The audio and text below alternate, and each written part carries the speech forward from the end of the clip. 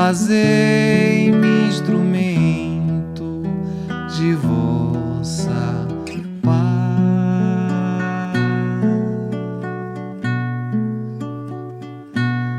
Onde houver ódio, que eu leve o amor. Onde houver ofensas, que eu leve o perdão. Onde houver discórdia, que eu leve a união. Onde houver dúvidas, que eu leve a fé. Onde houver erros, que eu leve a verdade. Onde houver desespero, que eu leve a esperança. Onde houver tristezas, que eu leve a alegria. Onde houver trevas, que eu leve a luz. Ó Mestre, fazei que eu procure mais consolar que ser consolado, compreender que ser compreendido, amar que ser amado, pois é dando que se recebe, é perdoando que se é perdoado, e é morrendo esse vive para a vida eterna.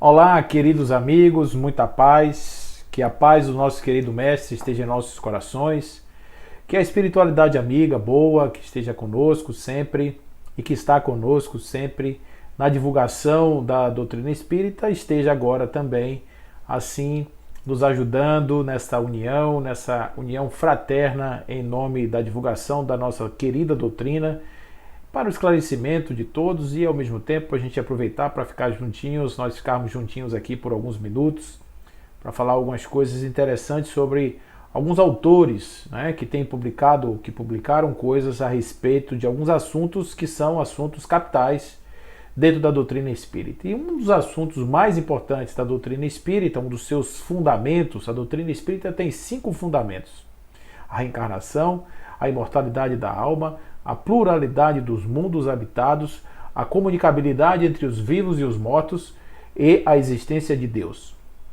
Deus, portanto, é um fundamento, né? Deus é um fundamento. É importante que nós tenhamos em mente que a compreensão de Deus é uma coisa super importante para o entendimento da doutrina espírita como um todo, né?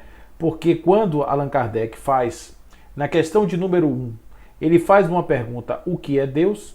A resposta é: Deus é a inteligência suprema e causa primária de todas as coisas. O que significa dizer que por trás de todas as coisas existe um princípio inteligente que age produzindo seus efeitos. Então, daí vem a ideia de que a doutrina espírita é uma doutrina de síntese. O que seria uma doutrina de síntese? É uma doutrina que não segrega os pensamentos que já existem na humanidade, que não tira, que não exclui pensamentos importantes que geraram muitas celeumas no passado. A doutrina espírita, ela de certa forma procura ajustar. Então, por exemplo, quando se fala de criacionismo, se imagina a ideia de um Deus criador que cria as coisas, e alguns exageros é que Deus criou tudo em 7 dias, etc e tal, quando a gente pode imaginar que talvez não tenha sido exatamente assim. Certamente não. Supostamente não, certamente não foi assim. Dada aí a questão da história. Mas o que existe de fato é que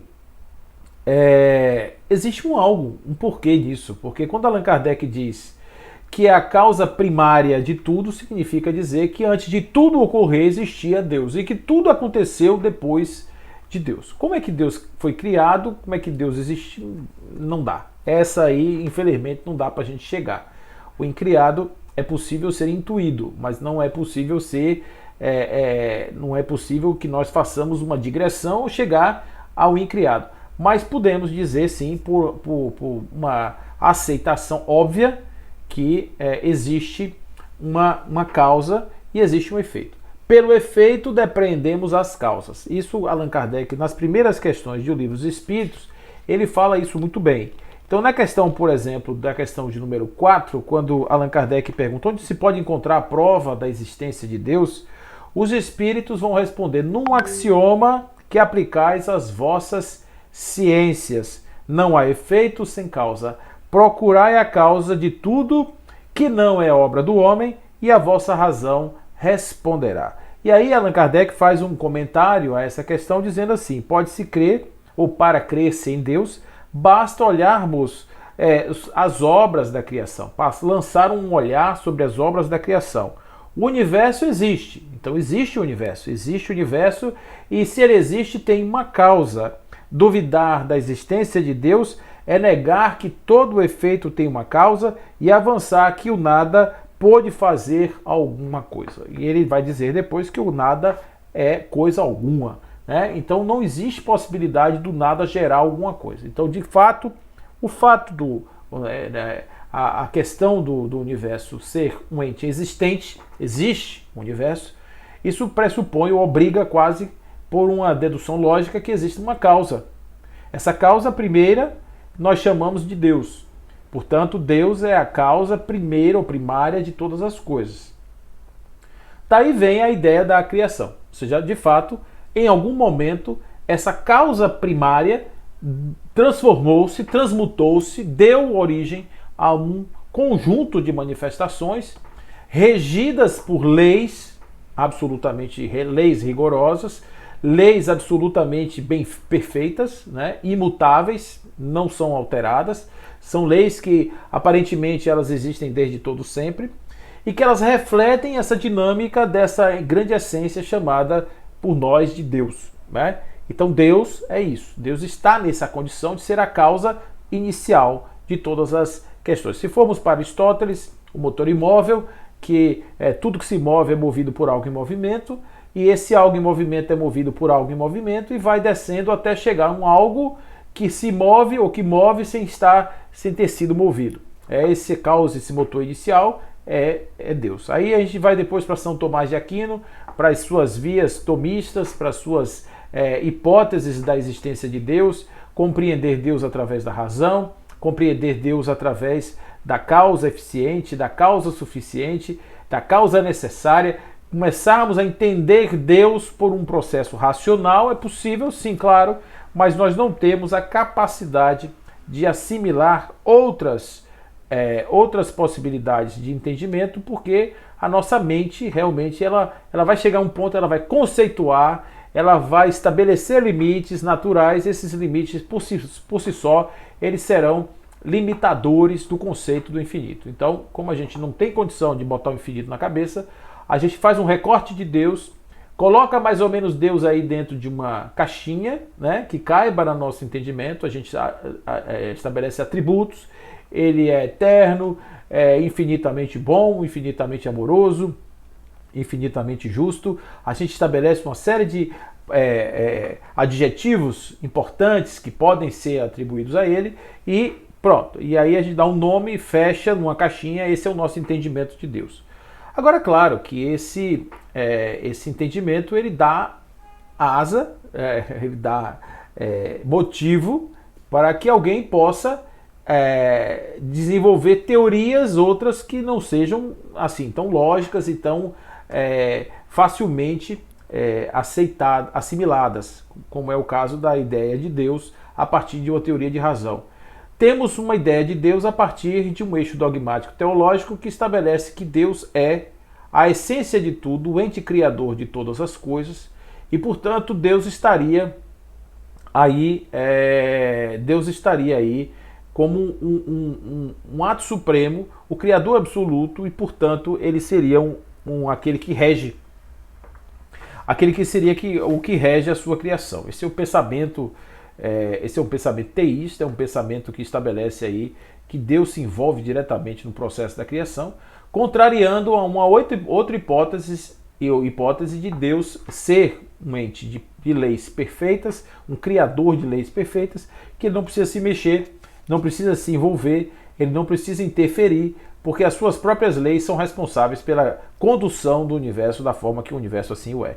Então, por isso é que não existe possibilidade, não existe nenhuma dificuldade em fazermos a compreensão de um Deus que não precisa se envolver na sua criação. Por quê? Porque ele tem mecanismos tais que conseguem fazer esse envolvimento sem que ele precise ser um ente voluntarioso, um ente de vontade, portanto um ente de quereres, de não quereres, de atuar, de saber, de não saber, de desejar, de não desejar, que é o ápice do processo da interferência, que é quando nós antropomorfizamos Deus. Deus existe, portanto ele é um ente criador e ele é parecido com a gente, imagem e semelhança do homem. Embora a doutrina espírita ela possa alcançar a questão da síntese, dizendo que nós somos criados e ao mesmo tempo evoluímos, ou seja, evolucionismo com criacionismo, é um criacionismo evolucionista, vamos dizer assim, nós temos também essa possibilidade da similitude do homem em relação a Deus, imagem e semelhança, não com nariz e orelha, porque o homem não se reduz ao seu corpo físico, mas se formos para a essência espiritual, eis aí uma afinidade, vamos dizer assim, de essência e substância entre o homem e o próprio elemento divino. Portanto, Deus, na doutrina espírita, precisa ser entendido como entidade criadora, a entidade criadora de tudo, ao começo, esse primeiro movimento da criação, portanto, Deus aí nesse processo atuando, fazendo, produzindo, gerando, desenvolvendo nessa dinâmica as coisas que nós entendemos como realidade objetiva. E existe, claro, como é de se pensar, a possibilidade de Deus ausente, não existir Deus. É a ideia dos ateus, por exemplo. Deus, não. O que existe é só acaso, só existe o acaso, nada mais do que o acaso. Só que o acaso, gente, o acaso não seja, o acaso não o acaso não é criador de nada, né? O acaso ele é gerador do caos. E o caos não produz a ordem. Por mais que a gente consiga dizer, ou vá dizer que o universo ele é movido pelo caos, mas é um caos aparente. É um caos aparente, né? Porque a primeira coisa que a gente tem que diferenciar entre um processo de criação orientado e um processo de criação desorientado, acaso, é que o processo de criação orientado, como o nome diz, ele é guiado por um objetivo.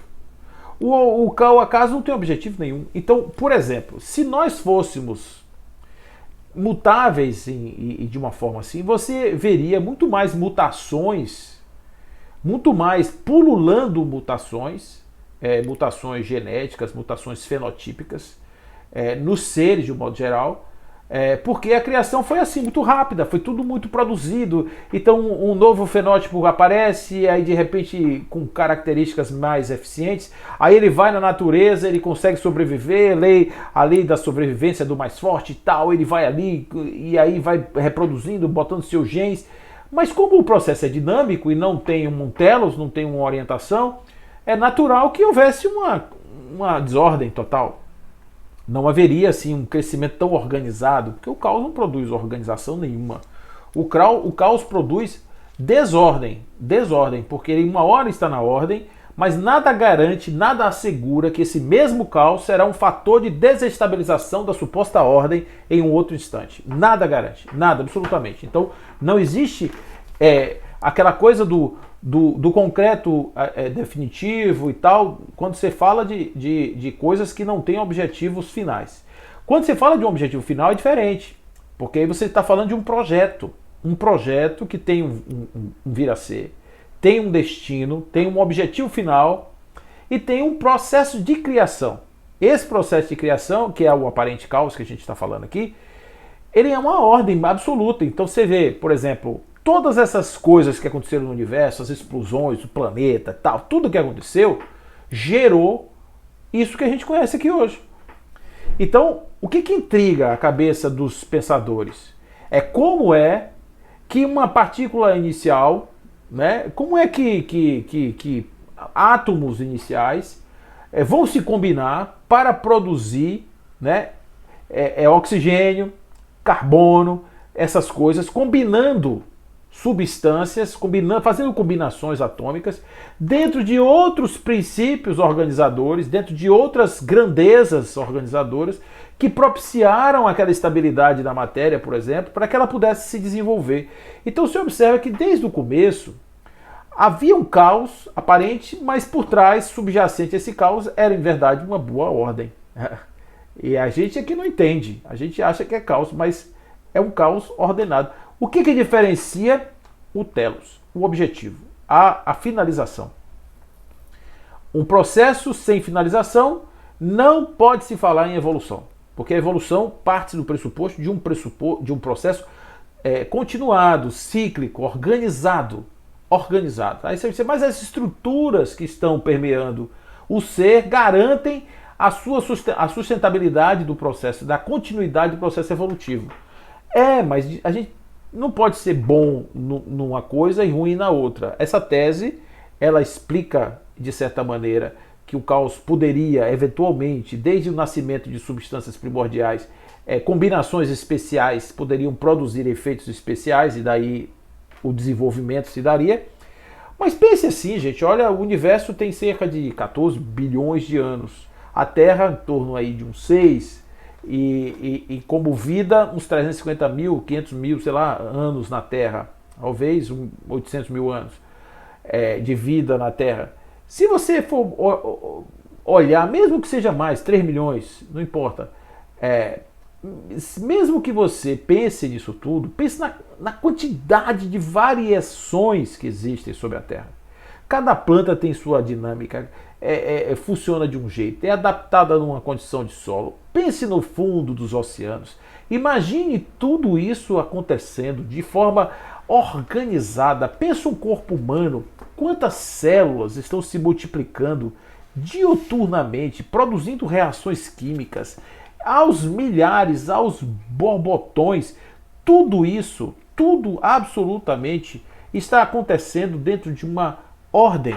Sim, de uma ordem, porque não existe caos. O sistema ecológico, a própria ecologia, a Terra é tão organizada que James Lovelock pensou na Terra como um organismo, chamou de Gaia. Gaia, né? A Vingança de Gaia, o livro de James Lovelock, falando que a Terra é um organismo vivo, que reage, que interage com toda a sua dinâmica, os seus sistemas. Como assim, cara, o acaso faz isso? Não faz, não. Não faz. Então, quando o convite quando você quiser entender Deus, olhe para cima, olhe para as estrelas, mas você pode olhar no microcosmo também, que você vai achar a mesma coisa. Você pode olhar nas pequenas coisas também, que você vai achar Deus em qualquer lugar. Então, Leon Denis, em um livro chamado O Porquê da Vida, ele vai escrever esse capítulo chamado A Harmonia do Universo, justamente para falar de Deus, para falar dessa harmonia intrínseca do universo, que não está solta, não é uma coisa solta, aleatória. O universo está regido por leis absolutas, Essas leis são absolutas porque elas não são derrogáveis, você não consegue derrogar, você não consegue mudar, não tem jeitinho, não tem veja bem para essas leis, você simplesmente está, todos nós que estamos existindo, estamos sob a égide dessas leis, queiramos ou não, gostemos ou não, elas estão agindo sobre nós o tempo inteiro, e não estão agindo somente sobre nós enquanto entes, pensantes, conscientes, etc. Estão atuando sobre cada partícula da mais ínfima partícula que existe nesse universo. As suas combinações, as suas correlações, o seu processo de desenvolvimento, o seu ciclo de vida, tudo, absolutamente tudo está sobre a égide dessas leis. E nós não podemos fugir disso. Então é sobre esse aspecto que Leon Denis nos traz aqui o pensamento, que é a harmonia do universo está justamente garantida por esse elemento central que nós chamamos de Deus. De Deus. Então ele diz assim, que isso se dá por conta de uma pobreza da nossa linguagem. A gente não tem como entender essa fonte primordial. E ele diz, por uma condição pobre e insignificante de linguagem, nós designamos essa força com o nome de Deus. Apresentamos Deus. E ele, na sua linguagem poética, ele vai usar uma expressão que eu acho assim de uma beleza, simplicidade e conteúdo, né? É o que a gente chama de perfectude da linguagem, ou a linguagem perfeita. Deus é o centro para o qual convergem e onde vão terminar todas as potências do universo. E aqui, claro que a gente tem que entender que as potências, elas estão num contexto filosófico, né? Estamos falando aqui, as potências do universo, nós estamos falando de todas as capacidades de desenvolvimento do universo, convergem para Deus, nascem, vêm de Deus, né? Vêm de Deus e vão para Deus. Esse processo daí é um processo cíclico. Você imagina assim, puxa, por que existem as coisas? Essa é uma pergunta que cabe no livro como o porquê da vida. Por que as coisas existem? Porque essas mesmas leis, atuando sobre a força divina, faz com que haja representações dessas dinâmicas divinas sob o comando dessas leis, e essas representações da própria manifestação divina somos nós e todas as coisas que existem, que estão funcionando cada qual cumprindo o seu papel dentro dessa organização, dessa manifestação. Então nós somos, poderíamos dizer, nós somos como sonhos de uma entidade divina, nós somos a parte onírica de uma entidade divina, nós somos as manifestações, as realizações materiais dessa entidade divina. Poderíamos ir por aí, tranquilamente, tá certo? O fato é o seguinte, que a maneira como o simples fato de existirmos garante que nós somos emanação da fonte suprema. Porque a fonte suprema, ao se reproduzir, ao gerar a realização concreta, a fonte suprema trouxe inteligência para as coisas, daí esse objetivo específico de cada coisa convergindo para um objetivo final. E não somente isso, não somente trouxe inteligência, como também trouxe todo o dinamismo operacional, existencial das coisas, tá certo? Então, essas manifestações, elas existem, porque as coisas existem, não dá para negar a existência das coisas, mas elas são emanações de Deus. E por isso, é daqui que sai tudo e que volta tudo. Então ele diz assim, é o foco de que emana toda ideia de justiça, de solidariedade, de amor, o alvo comum para o qual todos os seres se encaminham, consciente ou inconscientemente. Então é das nossas relações com o grande arquiteto dos mundos que decorre a harmonia universal, a comunhão e a fraternidade. Então, aqui a gente começa a entender por que ele está chamando de harmonia do universo, já está exatamente essa sinfonia extremamente bem tocada, onde não há nenhuma dissonância, porque se houvesse as coisas não seriam do jeito que são, e essa dissonância, essa harmônica, esse harmônico afinamento, digamos assim, dessa doutrina, dessa sinfonia, garante o universo funcionar da maneira que funciona perfeitamente. Perfeitamente. Então, o convite que Leon Denis faz é: você tem dúvida disso? Corroborando e fazendo coro aqui com Kardec, ele diz assim: olhe para as coisas da natureza e você vai perceber que realmente a grandiosidade do universo explica Deus. Explica. Não detalha, não pormenoriza, não conceitua, não entende no sentido do esgotamento de todas as possibilidades. Mas uma coisa nós temos que combinar aqui. Não há como o sujeito fazer com um olhar precruciente uma análise do universo e ele não sair do outro lado com a certeza de que isso todo não aconteceu por obra do mero acaso. Então é por conta disso que ele diz: olha para o céu, veja o espaço. Quantas estrelas, planetas, quantos astros existem? As forças titânicas que movimentam esses astros. As propriedades dos buracos negros, hoje a gente pode falar da energia escura, as coisas que acontecem nesse mundo espacial, os tamanhos, né? Impressionante. A gente vê de repente astros que são 2.000 vezes maiores do que o Sol, muitas milhares de vezes, mais de 100.000 vezes maior do que o planeta Terra. Isso está tudo flutuando aí no espaço. E isso sem contar as bilhões e bilhões e bilhões e bilhões de coisas que existem no universo. Basta apenas pensar que nós somos 200 bilhões de galáxias, com 200 bilhões de astros.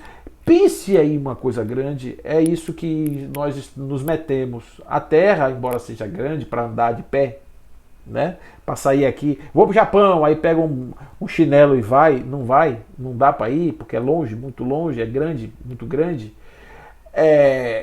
Ela é um grão de areia, talvez um átomo, se nós compararmos com os nossos irmãos aqui perto. Aqui perto, nós temos planetas dentro do nosso sistema solar que são 500 vezes maior do que a Terra. Então, é muita coisa. E tudo isso acontecendo de maneira assim que a Lua sabe o dia que chega perto da Terra, aí movimenta as marés, dá aquela brisa, você sabe que a Lua está namorando com a Terra ali naquele momento que ela se aproxima, e você não tem medo da Lua invadir a Terra, porque você sabe que isso não vai acontecer. Pelo menos a princípio, você sabe que isso, em ordem, isso não vai acontecer. O Sol, ele vai nascer no mesmo lugar, ele nasce e tal, faz o seu périplo, desce, e muda somente em função das regiões do ano, mas é mudança de eixo aqui, mais ou menos para lá e cá. Mas amanhã de manhã, por exemplo, vai ser um dia e você vai acordar, vai olhar para o céu e sabe que o Sol está lá, mesmo que você não veja. Porque pode ter nuvem, pode estar um eclipse, alguma coisa assim, você vai ver uma noite, o dia vira noite. Mas o Sol está lá. Tem alguma coisa na frente dele, mas o Sol está lá. Você não tem dúvida disso. Não existe aquela coisa do Sol. Hoje o Sol diz: não vou aparecer. Não é isso. Quando você vai para a natureza, você desce a natureza, você vai lá e vê as plantas, por exemplo. Você vê o funcionamento, uma semente produzindo, a semente dando aquele carocinho, gerando aqueles primeiros elementos que vão dar origem ao broto, que vão dar origem à planta. Aquilo é de uma beleza, de uma plástica tão perfeita que é impossível a gente não contemplar aquilo como um grande violino bem tocado, dentro de uma sinfonia maravilhosa da vida. A mesma coisa acontece com os insetos. A gente vê uma formiga, por exemplo. A formiga é um ser impressionante, porque ela está ali na sua pequenez, tem uma força absurda, carrega muitas vezes o peso do seu corpo, em força, é uma estrutura muito grandiosa, mas ela tem hábitos que se assemelham a uma pseudo-inteligência. Chegam os espíritos a dizer que os instintos são uma forma rudimentar de inteligência. Eles têm essa inteligência rudimentar, tem senso de clã, tem algumas coisas que são importantes ali, naquela coisa miudinha, e de vez em quando aparece, vai chover, aparece a força aérea deles, né? Aí aparece na mesma hora, depois desaparece. É uma coisa espetacular. Espetacular. Né? As abelhas, as lindas abelhas, adoro, amo as abelhas de paixão. Elas são um exemplo claro da perfeição, o mel que elas produzem, a forma como elas vão nas plantas, que elas reconhecem o seu alimento, a maneira como elas se organizam dentro das suas comunidades, as distribuições de tarefa. Tudo isso é absolutamente, tudo isso fala de algo mais. Porque se você pegar um inseto desse e você for fazer uma dissecação, você não vai achar nada sofisticado ali não, gente. Você vai achar uma coisinha miúda, um pseudocérebro ali, alguma coisa que vai realmente representar um sistema nervoso, mas sem nenhum tipo de aderência a processos de sofisticação maior. Mas, no entanto, o funcionamento deles é espetacular, é lindo, é perfeito, é absolutamente perfeito. Esses seres não têm que evoluir enquanto é essa forma, porque essa forma já é uma forma perfeita, porque eles não são usados, não são subutilizados, eles são usados em totalidade. Na totalidade eles já são utilizados. Então isso é muito legal quando a gente contempla isso e a gente vê que realmente existe aí algo importante. Outra coisa que ele nos chama a atenção é o nosso corpo. Os bilhões aí de milhões, né, de células que estão interagindo nessas composições químicas. Nós temos as sinapses cerebrais, os neurônios, né, tudo conspirando para que um organismo funcione perfeitamente em homeostase, que é a saúde.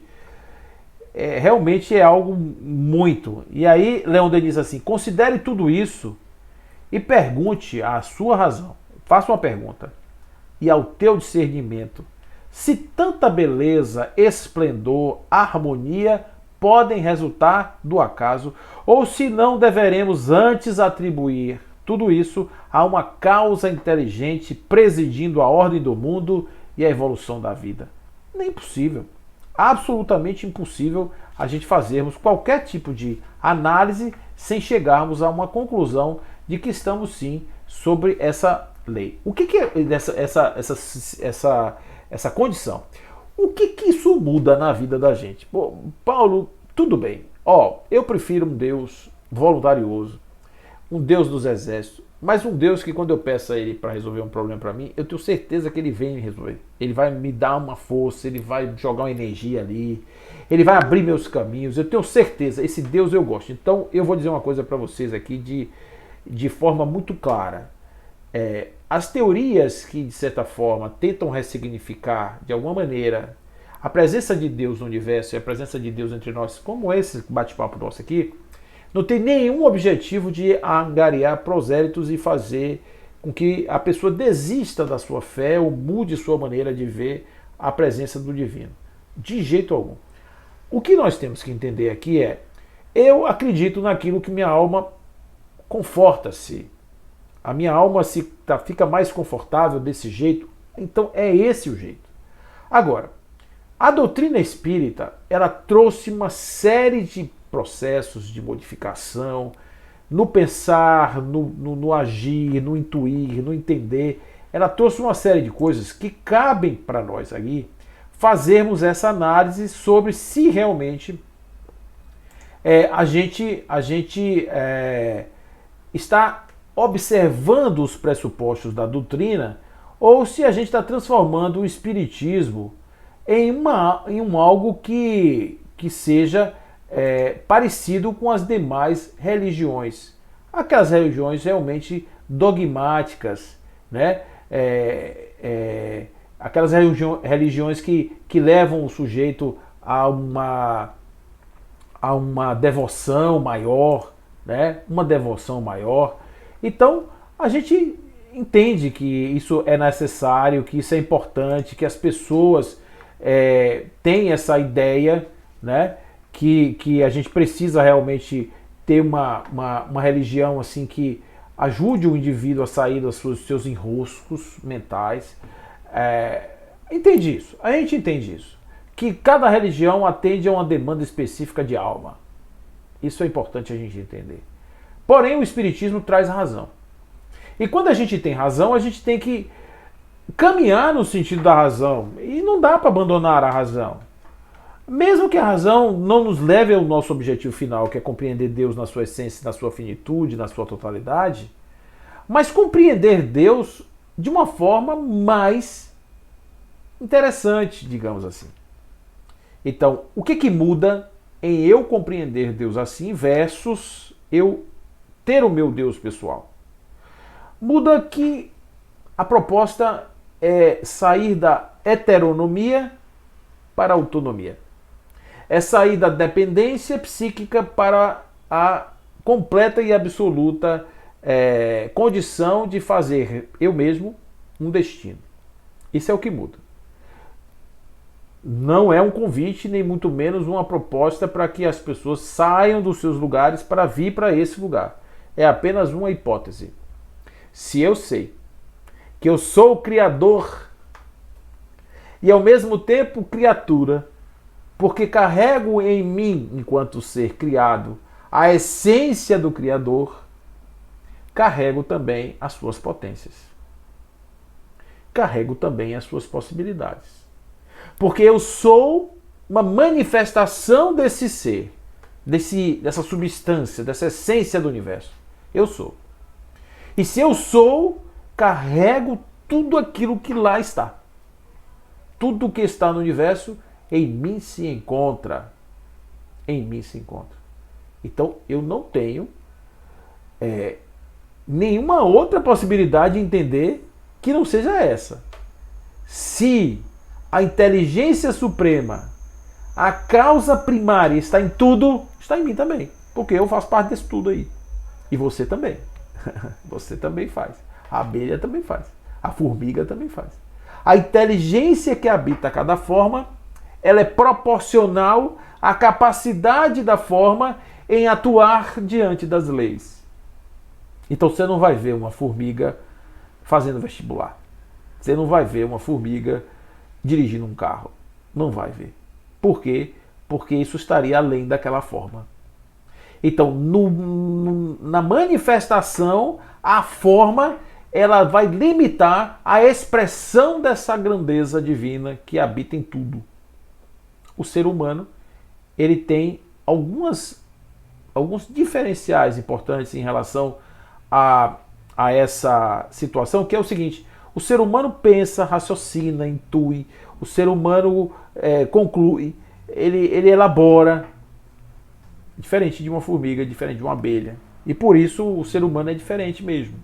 Porque embora ele esteja sob a égide de um corpo, ele esteja preso, né, esse corpo que o aprisiona, embora ele esteja sobre esse corpo, na verdade, é o manto desse corpo, que lhe reveste ou lhe dá uma camada de ignorância que impede que ele veja as suas próprias possibilidades, mas esse mesmo corpo que tem esse impeditivo, paradoxalmente é o caminho através do qual ele vai despertar a sua consciência para essas capacidades todas que ele mesmo possui.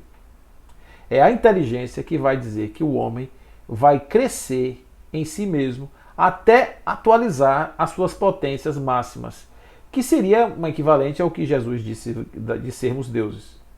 Essa ideia de nós caminharmos na direção de uma apoteose de luz, aonde a gente atingiria a nossa culminância evolutiva. Então observe que o homem é um mal necessário. Sermos homens. E aqui eu estou incluindo mulher também, viu, gente? Não pense que ser homem... eu sou velho, viu? Eu sou antigo e essa é a minha forma de dizer. Porque humanidade, para mim, inclui tudo. Então, sermos humanos, é um mal necessário para que, em sendo humanos, possamos imprimir nessa possibilidade, nessa potência, um caminho orientado ao seu destino inexorável. A pergunta que você pode fazer para mim agora é dizer assim: mas Paulo, se o destino é inexorável, por que a mente precisa escolher o caminho? Porque Deus não já aclarou a mente do homem de uma forma tal que ele não precise caminhar nada. Ele já sai perfeito. Porque no universo, essa lei não existe. No universo, a manifestação do divino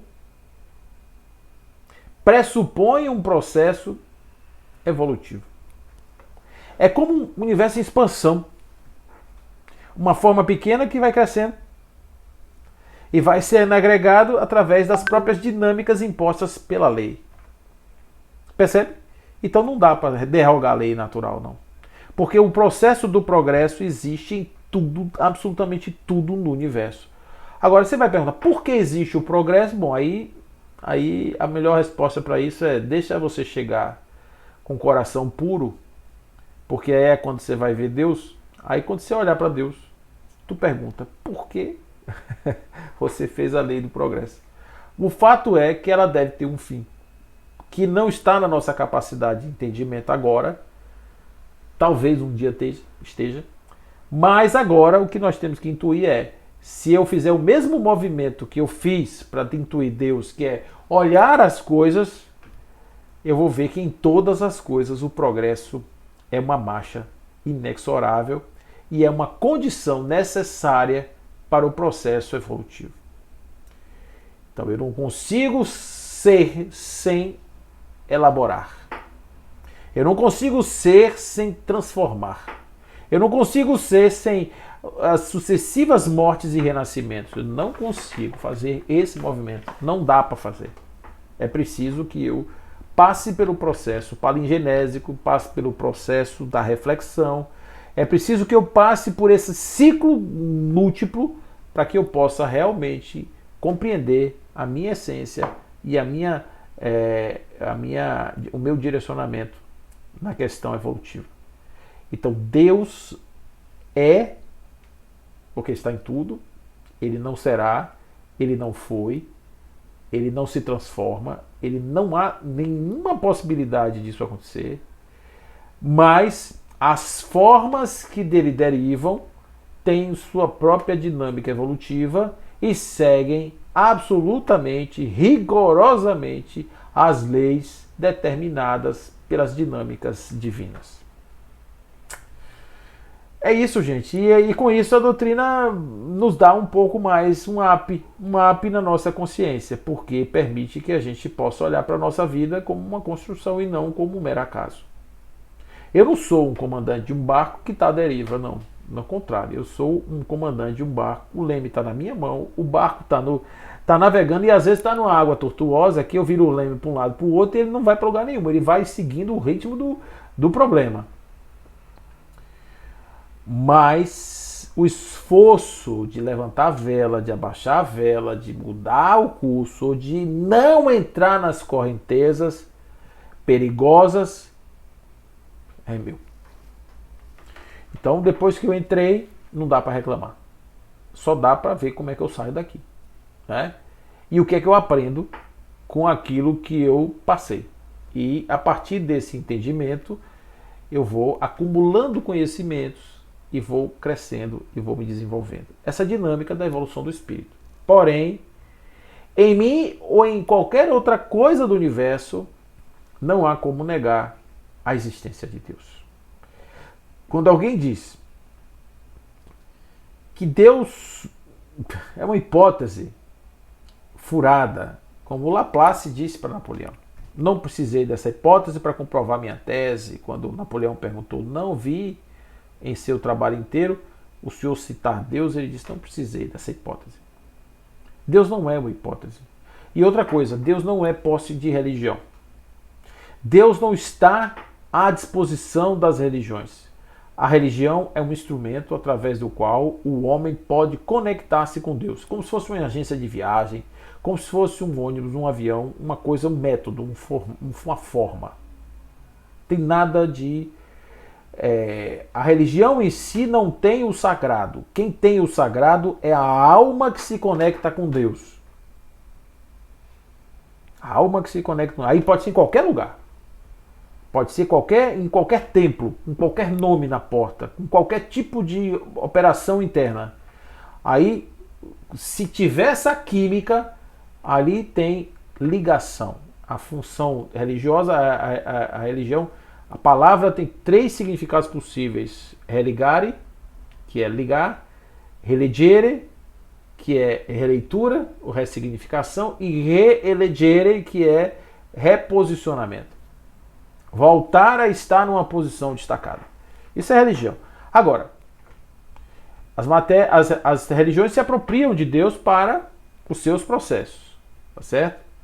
Mas esse processo que a doutrina nos traz é um processo individual, interno, de foro íntimo e de autoidentificação com capacidade de autoestímulo para o desenvolvimento de outras coisas maiores, grandiosas que nós podemos conquistar. Então, não sai da ideia de uma negação de um Deus que me ajuda, porque me ajuda, me dando força, porque no momento em que eu entendo o que é que isso está rolando, o que é que está acontecendo, minha vida fica diferente. Sabe por quê? Porque o que está acontecendo agora é um detalhe do que vai acontecer depois. É como se você estivesse assistindo uma novela e que você só vai compreender mesmo o enredo no último capítulo. Conforme assim são os bons folhetins. Mas uma coisa eu posso ter certeza. No final, o mocinho casa com a mocinha e serão felizes para sempre. No final, nós seremos perfeitos, como perfeito é o Pai Celestial. Vamos acreditar nisso, viver mais, nos amar mais e termos a certeza absoluta de que Deus não deve ser negado aos nossos filhos. Deus deve ser apresentado aos nossos filhos, mesmo que não seja como matéria de religião, como matéria de natureza, para que eles saibam quem eles são e o que eles estão fazendo aqui. Tá certo? Que a paz desse Deus grandioso esteja em vossos corações, agora e sempre. Que assim seja. Fiquem com Ele.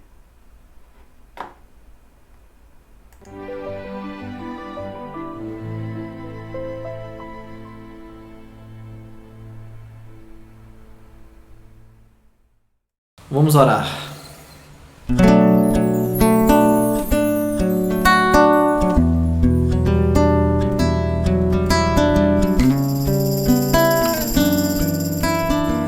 A dor é uma bênção que Deus envia aos seus eleitos.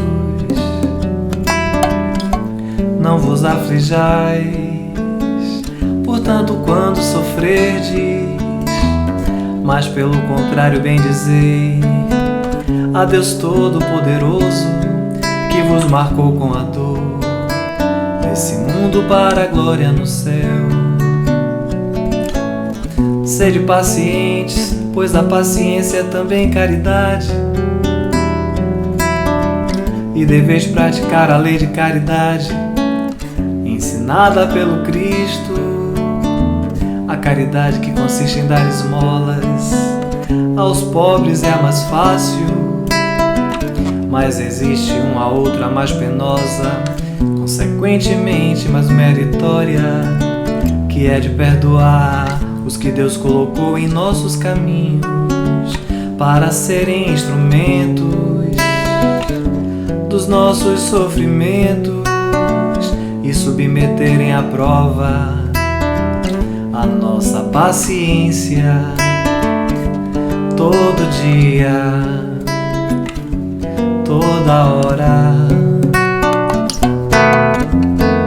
A vida é difícil, bem eu sei, constituindo-se de mil bagatelas que são como alfinetadas e acabam por nos ferir. Mas é necessário olhar para os deveres que nos são impostos e para as consolações e compensações que obtemos. Então veremos que as bênçãos são mais numerosas do que as dores, e o fardo parece mais leve quando olhamos pro alto que pra terra. Coragem, amigos, Cristo é o vosso modelo. sofreu mais que qualquer um de vós, e nada tinha de que se acusar. Enquanto tendes a espiar o vosso passado e de fortalecer-vos para o futuro, para o futuro. Sede, pois, pacientes, sede, pois, cristãos, e guardai a palavra do Mestre bem dentro do seu coração. Sede, pois, pacientes, sede, pois, cristãos, e guardai a palavra do Mestre bem dentro do seu coração.